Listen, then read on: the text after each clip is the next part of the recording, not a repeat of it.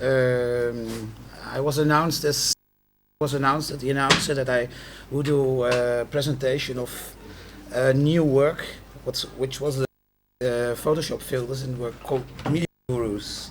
But well, I had this concept and I had some very good ideas. In the end, it really didn't work out as I thought it would work out. So this would be a lecture on pieces, and this will be a lecture about say my production and the problems that I have. So I will first show an older work from 2003. It's called ZNC Browser. That is really a concept that I really thought of and put in production, and it really worked. So this is really a working concept, but I just want to show you that I also do these kinds of things. First, what was my idea is to make a browser that completely was transparent, so that a user that uses what goes in and what comes out. What this browser does, it fetches HTML pages from the net, so you type in a URL and it translates them to ASCII codes. Every key in a keyboard, every key has a certain ASCII code, so it's like you have A is, for example, the number 79 in the browser, and it translates this to a color 79 of a color of the standard color palette of the computer. And if you have a PC, the color palette looks this way. So 79 is somewhere here. I believe it's. I always also say somewhere which color it is. I think it's the thing. What this browser this browser has several modules like a real browser. So you can click and then you can click and you can make composition stuff. What it's just explain how the module works here. It's the URL. You put URL here. The number on this side where the mouse now is the number of characters, and it's counting down. What you see here is the character that's currently playing, and then next to it is the ASCII number of the character, and it will create a tone that's pitched to 60 Hertz, and it will have a color that's purple or red or something. It has the color related to the color palette, so you really understand how it works and what goes in the browser and what goes out. And I really break this down to the primary sound and the primary not the primary color is not a good word, the color of the color palette. So I will show you now how it works. I just open the browser.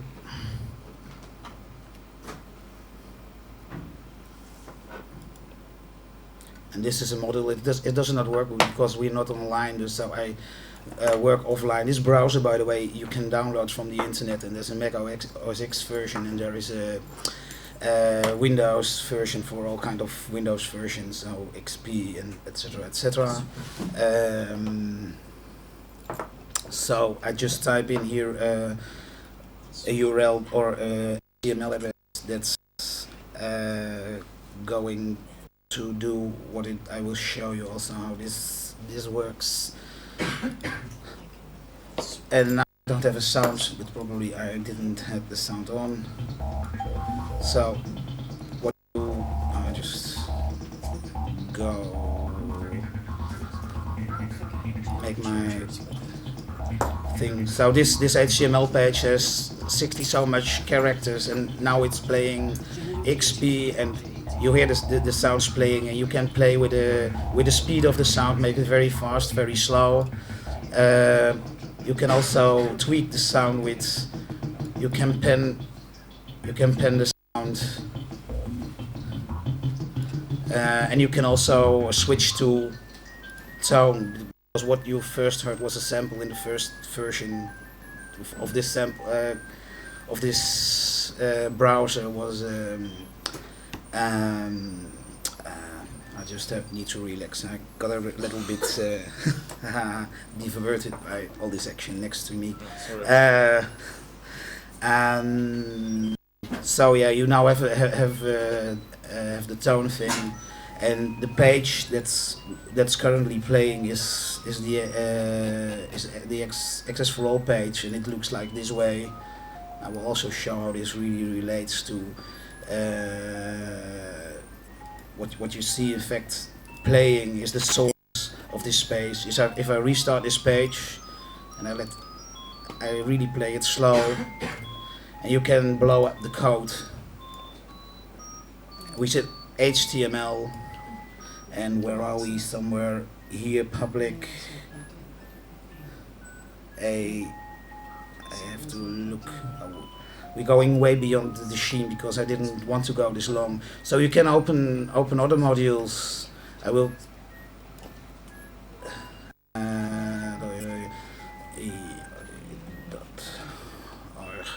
.html is it, of course, because this is an HTML page. So you have Yodi, so you can mix these HTML pages, and you can get this code going. Then you can also go on color mode and make real color compositions of this whole thing. So what you now see is this two HTML pages I just typed, and you really see the abstract color interpretation of it. Okay, I switched to another project that works another way. We talked. I want to give this lecture about, or I wanted to tell about the production. I should go for it again. And this page is called. I see it. It's here. I didn't need it. This work is called Window. I don't don't want to tell about much about history, but it's quite easy to build a window with which is transparent. The trick of this window is, while I was producing it and I was hacking in the code, and I discovered that you really could make it click through. You really can touch what's behind the window itself. So I should. You can really. Trigger things, use things, so it really gets you get the feeling of a sort of material object that's say up. It's above the whole thing, above the whole desktop. You can open some old work of mine, and then I can really start. It goes all slower, and then I can really start using it through this window. So what in fact happens? Everything that's within this window really becomes the real content of this window.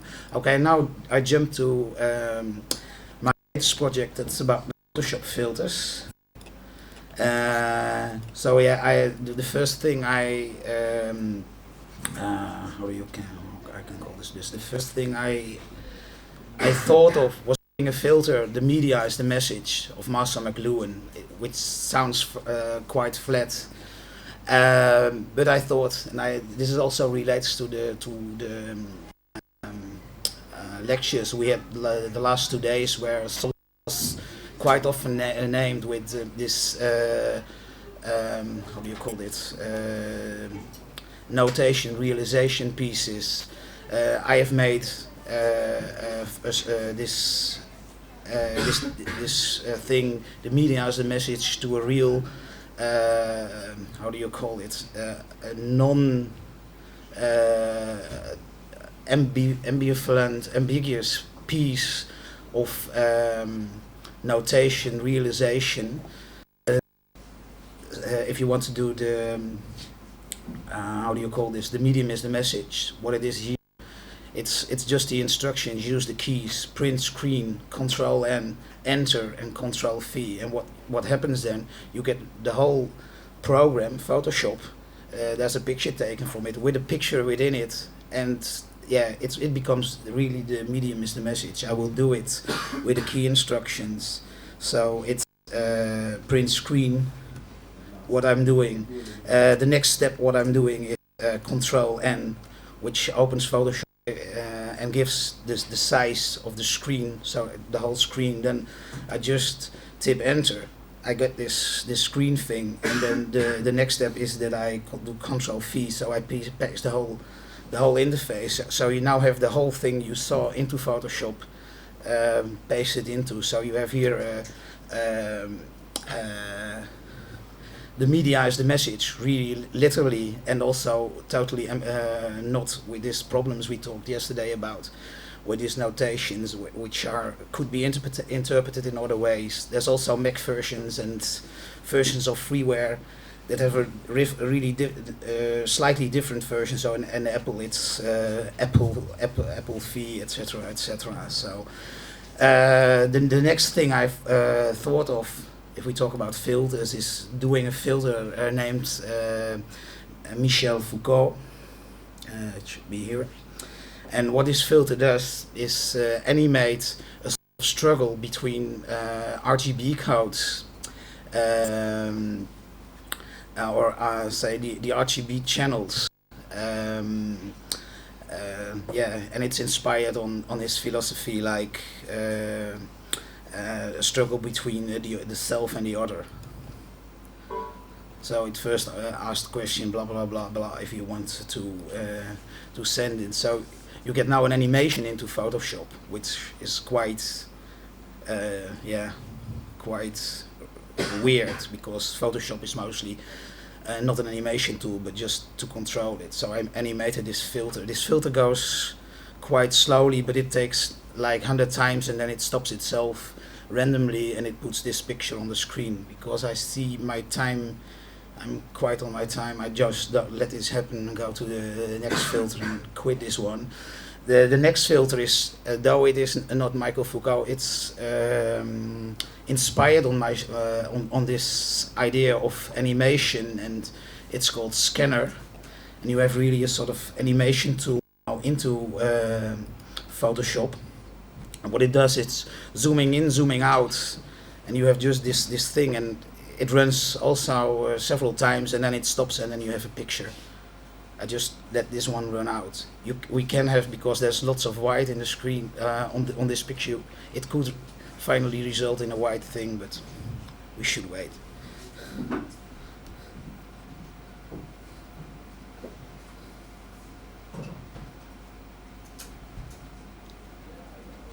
Of course, it's also if you have a much faster computer, this is quite slow notebook. Just ordinary computers you buy in the shops nowadays will do this from a much faster way. You get really a sort of flickering, but this is going still slow. What you see below, now it will render. We are unlucky. It renders white. Yesterday it was, when I showed it, also rendered white.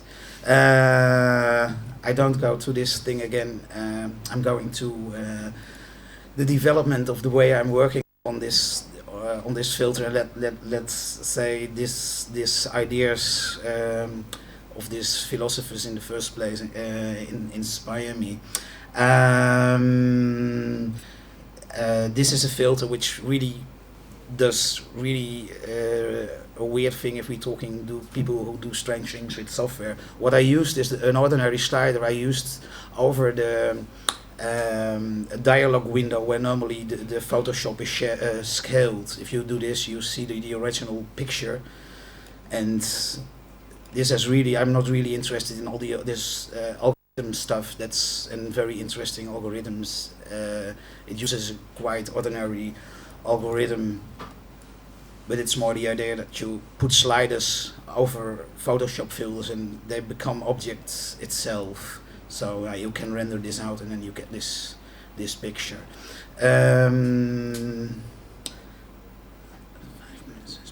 Okay. Another thing is that I was following or pursuing another idea, is that at a certain level I try to experiment with strange effects. So it's back to this algorithms, but I just started to type algorithms that if you know of programming language, you would never type. It's like codes RGB 1 2 3 and so on, 1 1 1. So, and I started to type this and combine this with combinations again and again and again, to which finally resulted in very long ranges of codes, and I named the filter name would be also the name of the code. And when I compiled them finally, I got a very weird result in Photoshop. I named this filters formulas, and yeah, so it really takes over the Photoshop desktop. It's just this filter list, and this is this very long filters, and they're all working, and you can also see the way I work in it becomes a sort of abstract formulas, and yeah. Photoshop arranges the things because I start in this case, for example, I started off with where I'm now, and then I started trying to make this filter doing weird things and going up. And what you also now have here, if you look at this kind of tree, is also a sort of ASCII-like art picture that you get, but it's really the way I'm trying to program this. And also this thing, I think you can relate to an artist like Anna Darboven, who just also has this artist production and is working and writing things that also nobody understands, but it's also an ode to the sort of how do you call this, artisan is a good word, artisan production, like you're doing this, because if you also relate this again to Photoshop, it's also a sort of artisan tool. So, but you can click on these filters and really things happen. So it's really, if you look at these filters, they are really all working, and the filters are made with a program called Filter Meister, which is a further development of an open source thing that was called Filter Factory, which came free with Photoshop 4 and 5, and which resulted in really lots of filters. So I just show you some other formulas. In this case, I really don't know also anymore what happens. So now you get this effect. Where are we? Formulas. I take this very long one. Probably it will near black or something. Also, what happened is that I compiled them. Probably this takes really a long time to compile because the code is very long. What I did with all filters is. If I talk about the strategy, I just typed in this code and compiled it. It's now compiling very slow. You can see on the edge, on the bottom of the screen. As soon as the filters became totally white or totally black, I stopped. So it's really, the filters really work. So that was the rules, the limitations I set myself. I think we can go. Though I have 2 minutes and I could show something now, this will not be totally. I let this render out and people can start ask questions, if there are any, of course. You still have 2 minutes for your talk. Yeah, I know, but the thing I will show, then I will have to cut off in the middle. So I think I can better stop here. And this thing is still rendering what we see here. This filter is still rendering, so while I'm talking. This is because the code needs so long time to render. So yeah. I think your work is very interesting because I see it as some kind of a parody or an ironical way of looking at the making of artistic tools. So it's somewhat like there is somewhat like a conceptual opposition between the first part of this program and then the work that you're doing. So do you think you see it somehow as a kind of parody or an ironical way of looking at the making of artists, so-called artists? No, I think I'm looking very serious at it. It has of course this ironic hint. We don't have to discuss this, but I'm really doing this seriously, and I am also want to place myself in this really tradition of conceptual art, like somebody is. Darboven. If I talk about this last thing, so I see you're not really satisfied with the answer. So, how can I go deeper? Maybe you ask Yeah, ask it that another was the way. way that I was seeing your work. Yeah. I see it as of course, it's serious work. Yeah. I also see it as a parody or Yeah. a canonical way of looking at Yeah. the making of art. Yeah, that's exactly. The point is right. I think you're right. In this case, I agree totally. Okay. Are there any other questions? Yeah, I have a question. While working on these filters, were you just guessing what this string of code is going to do? Or No, I really. We just wait till this rendered out, and I show you. I really. What is really different? You get this effect now. It took like a few minutes to get this, and I do this back. What you can see is I really wanted to get in another mindset and not for what I told you. I wanted to forget about the things you know. So I really I'm just going to these formulas again. Oh, it's now rendering a formula.